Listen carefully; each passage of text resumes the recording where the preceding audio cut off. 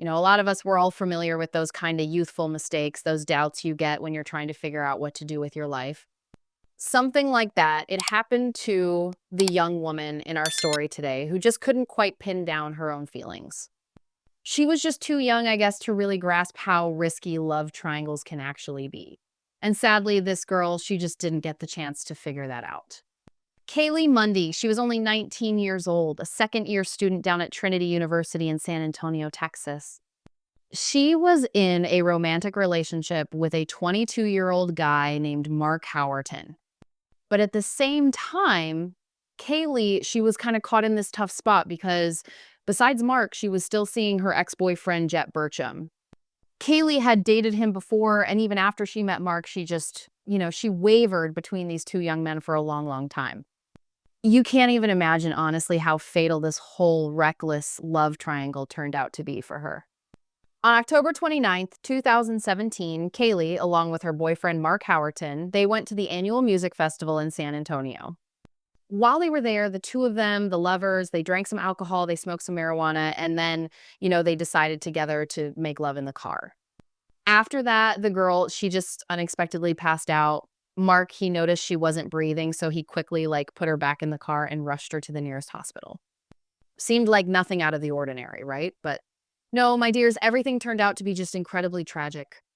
The doctors, they really gave it their all, using all sorts of methods and equipment to try and save Kaylee's life. Unfortunately, it just didn't work.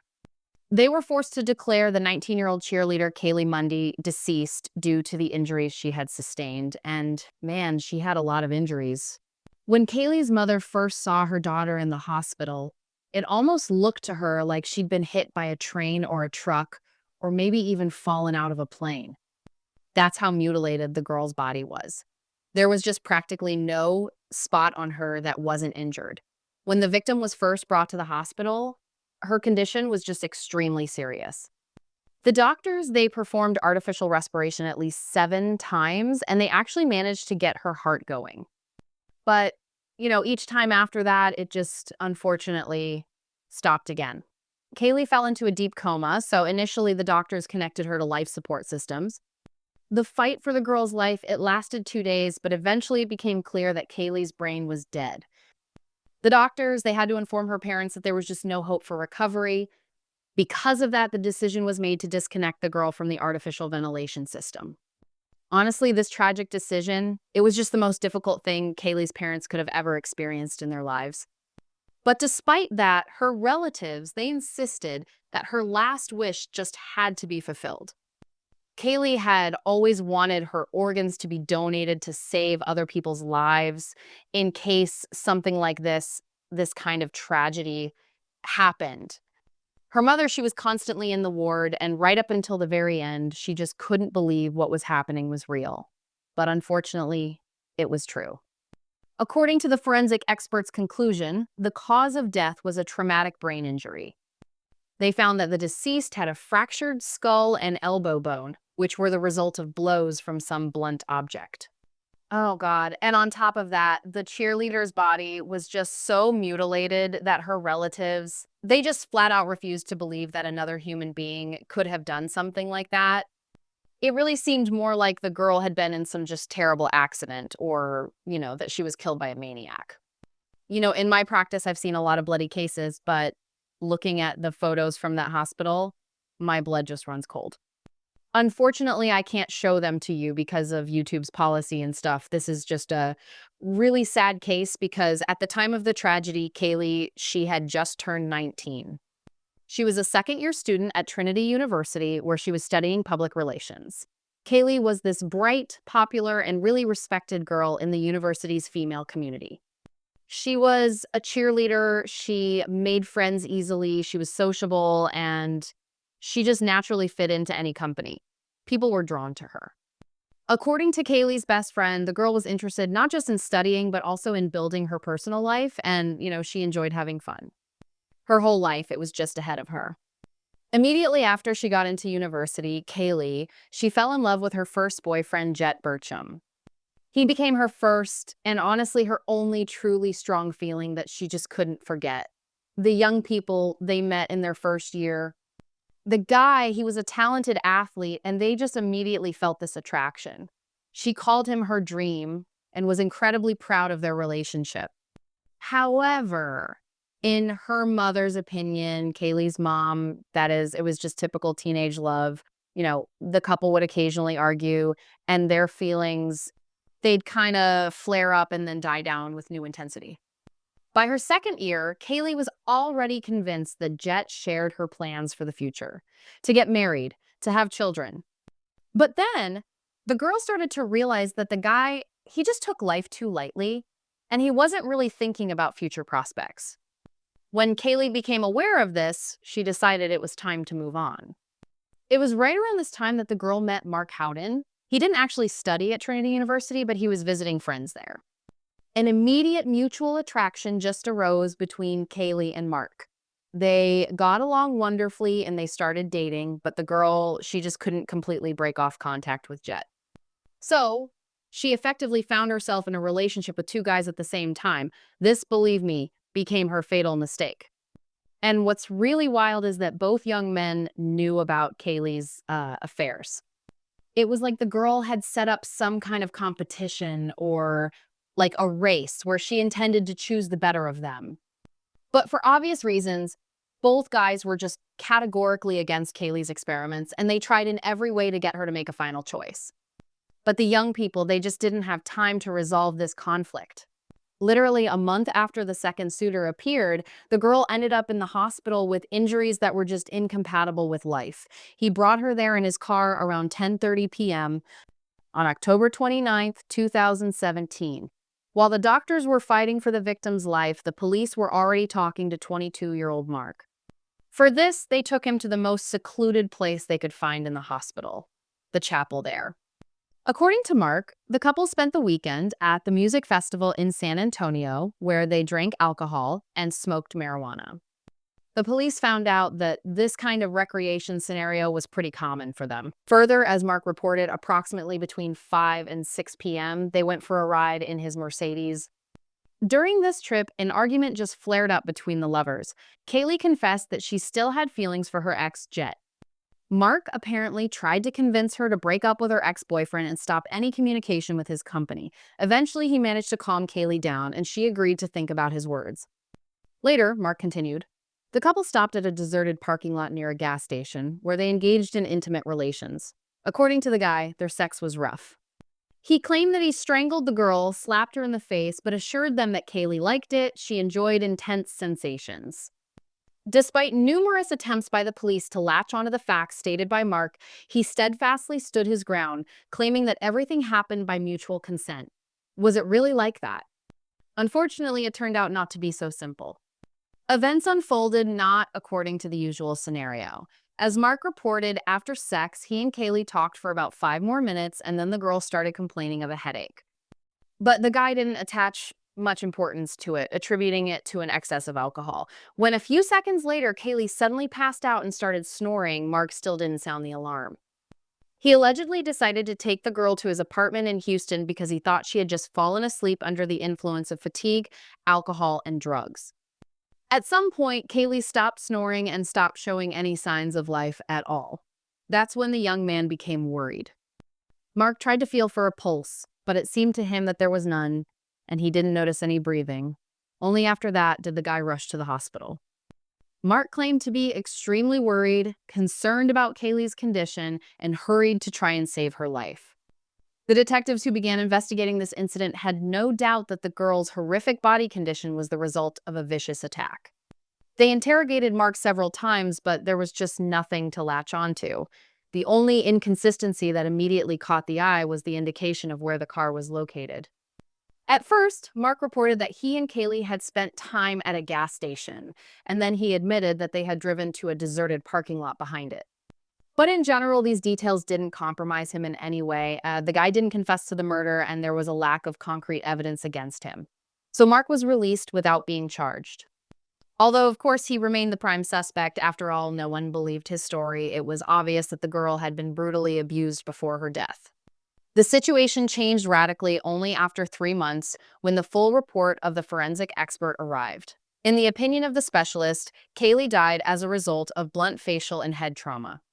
So everything that happened was classified as intentional murder. On this basis, on February 28th, 2018, Mark was arrested and charged with kidnapping, murder, and rape. However, even then, the young man didn't admit his guilt, and later he was even released on bail until the start of the trial. It would seem obvious, you know. The girl was last with Mark, so he should be held accountable. But the deeper the police delved into the details of the investigation, the more thoroughly they studied the identity of the suspect and the circumstances of the victim's life, the more they revealed a whole tangle of tragic mistakes, fatal coincidences, and misunderstandings that ultimately led Kaylee to the forensic experts table. Mark's relatives and friends immediately hired a lawyer for him to defend the, in their opinion, innocent young man. The lawyer was convinced that the young man was being unfairly held accountable. The lawyer was convinced that the young man was being unfairly held accountable. The lawyer believed that the charges were the result of the negligence and bias of the investigation. In his view, Mark was not involved in the assault, and the cause of the girl's injuries could have been an ordinary fall at the music festival or too vigorous efforts by doctors during attempts to save her life. The police's work was significantly complicated by the fact that the officers were unable to find anyone who witnessed what happened, despite the fact that everything took place at a crowded concert. The suspect's lawyer insisted that his client could not have committed such a brutal crime because his behavior didn't generally correspond to that of a typical murderer. Instead of trying to cover up the evidence and dispose of the body, Mark himself took the victim to the hospital in an attempt to save her. Of course, the defense tried in every way to create as positive an image of their client as possible. Unfortunately, as the prosecution later discovered, an incredibly experienced and influential lawyer was working with the suspect. It wasn't until December 2019, a full 2 years after the tragedy, that Mark stood trial for the murder of Kaylee. From the prosecution's point of view, on October 29th, 2017, the defendant forcibly dragged the student into his car, effectively kidnapping her from the music festival. Then, he drove her to a deserted parking lot behind a gas station. It was there that Mark, enraged by the argument and jealousy of the other guy, brutally abused Kaylee, beating her, raping her until the girl experienced a brain hemorrhage that caused irreversible consequences. When the victim stopped showing any signs of life, the young man became scared and tried to rectify the situation by getting to the hospital. He really hoped that the doctors would be able to save Kaylee. However, in the opinion of the lawyer, this version of the accusation was flawed from beginning to end, starting with the moment of kidnapping and ending with the beatings and rape. The defender appealed to the fact that the prosecution didn't have a single direct witness who could confirm the kidnapping, who saw the girl being forcibly placed in the car and taken away from the festival venue. The defense put forward the assumption that the active attempts to save Kaylee's life and the intensive resuscitation measures by the doctors could have been the cause of the bruises and other injuries on her body. It was known that the doctors performed indirect heart massage on the girl at least 7 times before realizing the futility of these efforts. Unfortunately, the only person who could confirm or refute Mark's version was dead. And although the lawyer's version about the infliction of injuries by doctors sounded extremely doubtful, the prosecution had to rule out all unlikely scenarios claimed by the defense. And for this, witnesses were needed who could shed light on at least some part of the events of that tragic evening. First of all, the investigators interviewed the paramedics who were on duty at the ambulance and were the first to start rescuing the student. Their crew was standing in the parking lot near the emergency room, waiting for the next call. Suddenly, a car stopped behind them with a wild screech of tires. The driver, waving his arms in panic, called for help. It was Mark Howerton. He quickly led the paramedics to his car and showed them the unconscious Kaylee. Mark begged them to save the girl who had allegedly stopped breathing. When the doctors looked into the car, their vigilance only grew. Naked Kaylee was lying in the car, her pants and t-shirt were on the floor. The girl showed no signs of life, and her body was covered in bruises. Even on the inside of her thighs, there were characteristic finger imprints. Kaylee was barely breathing, and her pulse was faint. So the doctors immediately began resuscitation measures, artificial respiration, indirect heart massage. A detailed examination of the victim was out of the question at the time. Her life was at stake. These testimonies of the doctors completely refuted Mark's lie that the bruises appeared on Kaylee only after she arrived at the hospital, allegedly from 2 intense resuscitation attempts. After all, everyone who saw the girl during her arrival at the hospital unanimously stated that hematomas had already covered her entire body at that time. Moreover, several witnesses drew attention to Mark's strange appearance. His fists, according to those present, were dirty and red, as if the guy had been fighting with someone for a long time before bringing Kaylee to the hospital. It later turned out that Mark was quite muscular and athletic, and he took steroids to increase his muscle mass. And this excessive preoccupation with anabolic steroids, according to his acquaintances, began to provoke sudden mood swings, outbursts of aggression, and uncontrolled fits of rage in the young man. Such a steroid effect could explain the brutal assault on Kaylee that evening. The girl may have inadvertently provoked her boyfriend's anger with a careless word or gesture. At first, Mark cooperated quite willingly with the investigation, even allowing his car to be inspected without a warrant. In the car, detectives found a gun and drugs. The defense skillfully used these circumstances to the benefit of their client. The lawyer argued that no one guilty of a serious crime would be so openly cooperative with the police. However, the prosecution quickly saw through this cunning move by the suspect. In their opinion, Mark was deliberately pretending to be innocent and assisting the investigation in every way to deflect any suspicion from himself. The police continued to pressure the guy, and eventually, it paid off. They managed to find out that Mark had previously shown aggression towards Kaylee. A few weeks before the tragedy, one such conflict actually ended with a police call. At that time, Kaylee, she just fled from her enraged boyfriend who nearly beat her in the dorm. When the law enforcement officers arrived in response to the call, they saw that the room was just turned upside down, broken furniture, a smashed laptop, scattered belongings, clothes even in the trees outside the window. According to neighbors, Mark caused a terrible mess, but Kaylee then withdrew her complaint and asked them not to disclose the details. Kaylee's friends said that after that incident, the couple's relationship seemed to have ended. Kaylee didn't even want to talk to Mark, and she ignored his calls. But later, the former lovers, they kind of reconciled. During the court hearing, the prosecution demonstrated the couple's personal correspondence. The context of the messages made it clear that Mark reacted very painfully to any hints about a possible breakup. For example, in one of the photos, he was holding a gun to his temple and threatening to kill himself if Kaylee didn't call him. Thus, Kaylee found herself drawn into an extremely dangerous and, honestly, morbid love triangle. The girl didn't dare to completely break up with Mark, fearing that he really might commit suicide, and at the same time, she couldn't give up her feelings for the other guy, her ex-boyfriend Jet. Kaylee herself repeatedly confessed to her friends that she was in love with both of them, which made it so difficult for her to make a choice. At the trial, the prosecution argued that on the eve of the tragedy, in October 2017, Kaylee finally decided to break this oppressive bond. It was about this that she informed Jet during the festival. The girl wanted to break up with Mark right after the concert, and until then, she stayed close to him to protect herself from possible aggression in a crowded place. However, as soon as the lovers found themselves alone, the jealous Mark, according to the prosecution's version, forcibly dragged the girl into the car and drove her to a deserted place where he brutally assaulted her. Unfortunately, the key witness in this case was supposed to be Jet Burcham, Kaylee's other boyfriend. And indeed, during the first court hearing, it was thanks to his testimony that the prosecution had grounds to accuse Mark of kidnapping, rape, and murder. But very quickly, the defense managed to discredit Jet's testimony. As it turned out, he was not actually an eyewitness to the kidnapping. Jet did not see firsthand how Mark forcibly put Kaylee in his car, although he initially claimed that he had personally witnessed this. This all came to light when the lawyer started cornering the guy, asking him why he didn't rush to the girl's aid if he had witnessed the violence. In reality, Kaylee and Mark had disappeared from Jet's sight even before that moment. He couldn't have witnessed their departure, and he was relaying secondhand information, although he was unable to name those people. All of this gave the defense grounds to accuse Jet of false testimony and dealt a devastating blow to the prosecution's case.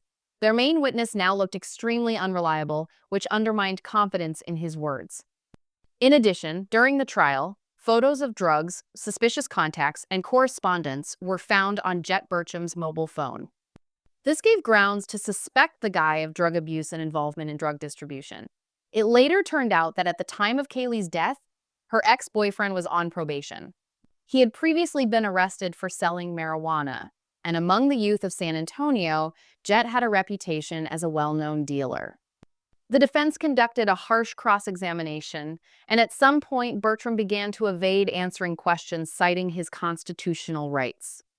For a guy who had cooperated with law enforcement and received immunity from criminal prosecution in exchange for his testimony, such behavior seemed extremely strange. It seemed as though he was afraid of exposing himself in some dubious dealings that were unrelated to Kaylee's case. Additionally, Mark's lawyer managed to find out that Jet had previous legal problems. Shortly before the incident with Kaylee, he had been expelled from the university for harassing another student who had filed a police report. At that time, Jet was able to settle the conflict by promising to voluntarily leave the educational institution. So the defense openly pressured the jurors, portraying Jet as a real scoundrel, a drug dealer, harasser, and liar. Who would believe such a witness? But the prosecution didn't give up. In order to dispel any doubts about the causes of Kaylee's death, the prosecution brought in several independent experts. The forensic experts came to an unambiguous conclusion. The head trauma that caused the massive brain hemorrhage and ultimately the girl's death could in no way have been sustained as a result of her short stay in the hospital, as the defense had insisted. The lawyer's version that Kaylee had allegedly fallen and hit her head after being hospitalized sounded completely absurd. The girl had lost consciousness even before arriving at the clinic, so all the efforts of the doctors were aimed precisely at trying to revive her. So it was highly unlikely that they would have allowed someone to strike the patient so hard that she sustained a fatal traumatic brain injury. However, several experts brought in by the defense suggested that some of the bruises on the victim's body could have appeared as a result of her preparation for organ donation, a procedure that Kaylee herself had insisted on while still alive.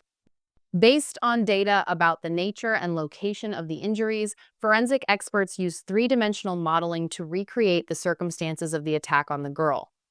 These materials clearly demonstrated to the jurors that Kaylee's death was undoubtedly the result of a brutal beating, not an accident or medical negligence. The results of the toxicological examination were also a significant argument for the prosecution. The analysis of Kaylee's blood showed a high content of psychoactive substances that increased blood pressure and consequently the risk of internal bleeding and rupture of blood vessels. Therefore, Mark's defenders appealed to this fact, saying that with such a cocktail in the body, even a minor head injury could have provoked a fatal brain hemorrhage, which is what happened to the girl. However, the prosecution insisted that this was a case of intentional murder. After all, neither an accidental fall nor a medical error could explain the broken nose, split lip, bruises on the neck, and other characteristic injuries that eloquently testified to the girl's brutal beating. Eventually, after intense and lengthy debates between the parties, the jurors retired to the deliberation room to render a verdict. Just a few hours later, the defense received a shocking phone call. An unexpected witness contacted the lawyer, claiming that he had seen Kaylee's condition during her hospitalization. It was a duty nurse from the emergency room where the girl ended up. He assured them that when Kaylee was first brought in, there were no bruises on her body. In his opinion, the hematomas could have arisen from internal bleeding due to prolonged cardiac arrests and measures taken to prepare the body for organ removal. Such testimony could have completely cleared Mark Howerton of the charges, but as the judge explained to the lawyer, at this stage it was no longer possible to involve new witnesses. The jury's deliberations lasted more than 10 hours. For 2 days, they were unable to reach a consensus. The court was unable to satisfy the thirst for justice of the deceased girl's relatives. The jurors proved unable to render a unanimous verdict regarding the defendant's guilt. As a result, the court was forced to declare the previous trial improper and schedule a retrial. Despite this interim result, both sides stated that they were ready to continue defending their positions. The defense planned to seek a complete review of the case, including due to Jet Burcham's dishonest testimony and the appearance of a new witness. As for Kaylee Mundy's parents, despite everything, they had no doubts about Mark's guilt. They were determined to continue seeking to hold their daughter's abuser accountable. And very soon, their hopes were fulfilled. The prosecution refiled charges against Mark Howerton. In June 2023, a new trial began. This time, it was held behind closed doors, without access for the press or outsiders. So many details remained unknown to the general public. Initially in 2018, the young man faced life in prison. But during the retrial, the qualification of the crime and the measure of punishment were somewhat mitigated. Now, Mark was charged with assault under aggravating circumstances, which carried a sentence of up to 20 years in prison. At this stage, the prosecution brought in a new expert, a specialist in domestic violence. He vividly depicted Mark's psychological portrait to the jurors as a classic abuser, a jealous owner who sought by any means to cut off Kaylee from all contact with the outside world, intimidated her, humiliated her, threatened her, and eventually could not restrain himself and crippled the girl in a fit of rage. In the expert's opinion, the 19-year-old Kaylee, due to her young age and inexperience, simply didn't realize who she was dealing with and what danger she was in. As in the previous trial, a heated discussion about the nature of Kaylee's injuries unfolded in the courtroom. The defense was still unable to involve the new witness in the case, that same nurse who allegedly saw the girl's condition before the bruises appeared. Therefore, the prosecution's version turned out to be more convincing. Eventually, despite all the objections and attempts to play on the jurors' sympathies, Mark lost. He was found guilty and sentenced to the maximum term of 20 years in prison. Such is the sad and honestly instructive story of Kaylee Mundy. A very young, inexperienced girl blinded by love failed to notice that her chosen one was a dangerous and unpredictable type. The one who swore to love and protect her turned out to be a real monster, and it cost Kaylee her life. Let this tragedy serve as a warning to all of us. Be cautious and careful in relationships. Do not ignore warning signs. Remember, if someone truly loves you, they will never express their feelings through rudeness, control, threats, or blackmail. These are signs of an unhealthy relationship that you need to get out of immediately. Unfortunately, Kaylee and her relatives didn't attach importance to these red flags. The girl believed that she could tame her chosen one's evil temper and appeal to his common sense. But someone who is used to pressuring and intimidating rarely stops on their own. That is why victims of violence should seek help as soon as possible. Nowadays in the USA, as in many other countries, there's an entire system to protect and support victims of domestic abuse. Crisis centers, hotlines, community organizations operate. The police, courts, and social services are all called upon to protect the vulnerable and prevent such tragedies. I hope this story will make many people think, and perhaps it will even save someone's life. Never be ashamed to ask for help if you feel a real threat, and do not be indifferent if you see someone nearby become a victim of violence. Timely intervention and compassion can work wonders, and perhaps somewhere now they will help save another Kaylee from a fatal mistake.